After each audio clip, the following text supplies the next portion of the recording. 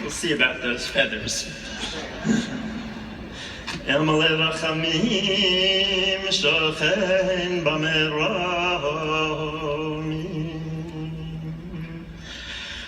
Master of compassion, God of compassion, send your blessings to Muhammad Ali, and send your blessings to all who mourn for him, and send your blessings for all the millions and millions of people who mourn for him all over this planet. Amen. I come here speaking as representative of American Jews, and to say that American Jews played an important role of solidarity with the African American struggles in this country, and that we today stand in solidarity with the Islamic community in this country and all around the world.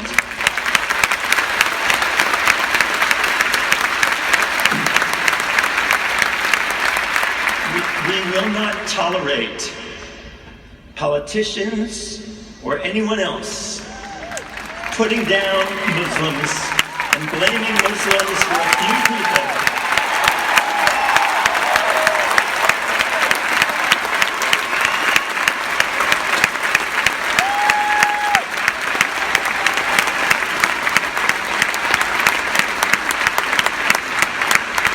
We know what it's like to be demeaned. We know what it's like to have a few people who act against the highest visions of our tradition to then be identified as the value of the entire tradition.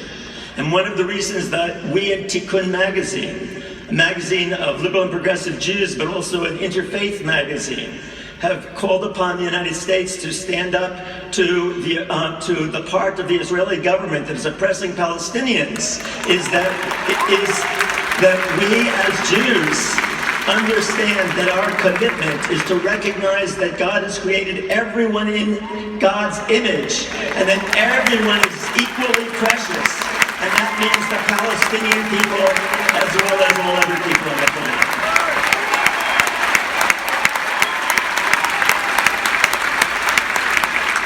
I know the people of Louisville have a special relationship to Muhammad Ali, and I had a personal relationship in the 60s when both of us were indicted by the federal government and for our various stands against the war in Vietnam.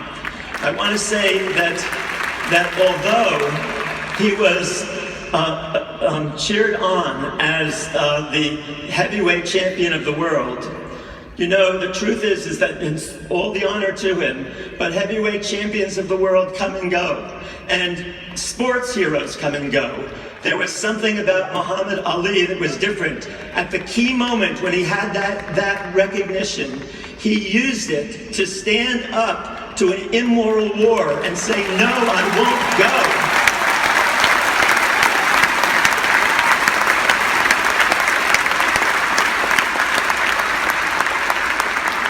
And it's for that reason that tens of millions of Americans who don't particularly care about boxing do care about Muhammad Ali, because he was a person who was willing to risk a great honor that he got and a great fame that he got to stand up for the beliefs that he had, to speak truth to power when the rest of the people around him said, no, you're going to lose your championship. And it was taken away from him for 5 years. But he stood up and was willing to take that kind of a risk because of that kind of moral integrity.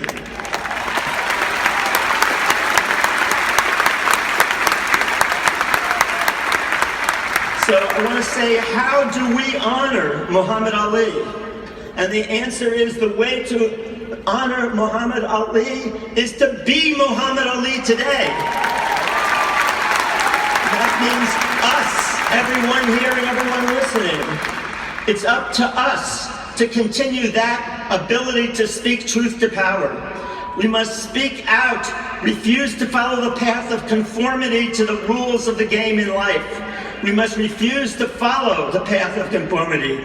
Tell the 1% who own 80% of the wealth of this country that it's time to share that wealth.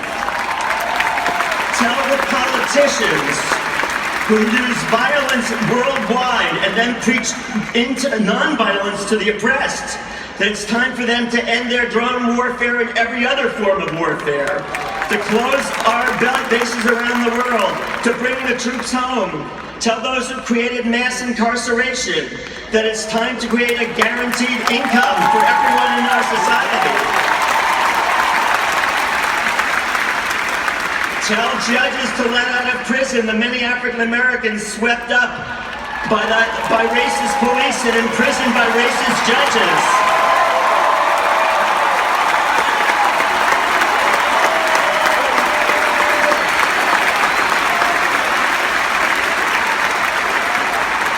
Many of them in prison today for offenses like possessing marijuana that white people get away with all the time.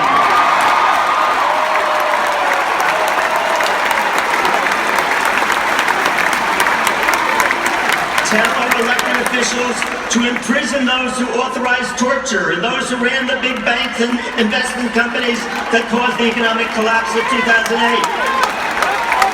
Tell the leaders of Turkey to stop killing the Kurds. Tell Israeli Prime Minister Netanyahu that the way to get security is for Israel is to stop the occupation of the West Bank and help create a Palestinian state. Tell the next president of the United States that she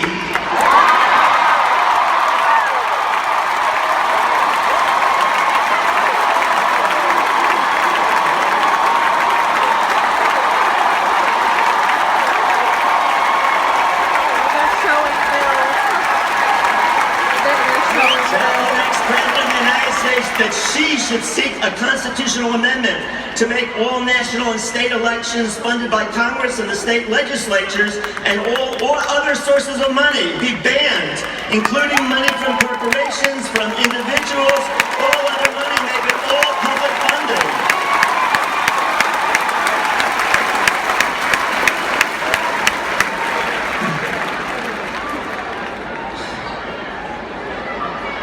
Tell her that the way to achieve homeland security is not for us to try new ways of domination. The strategy of domination of the world of the other to get security has been tried for the last 10,000 years and it doesn't work.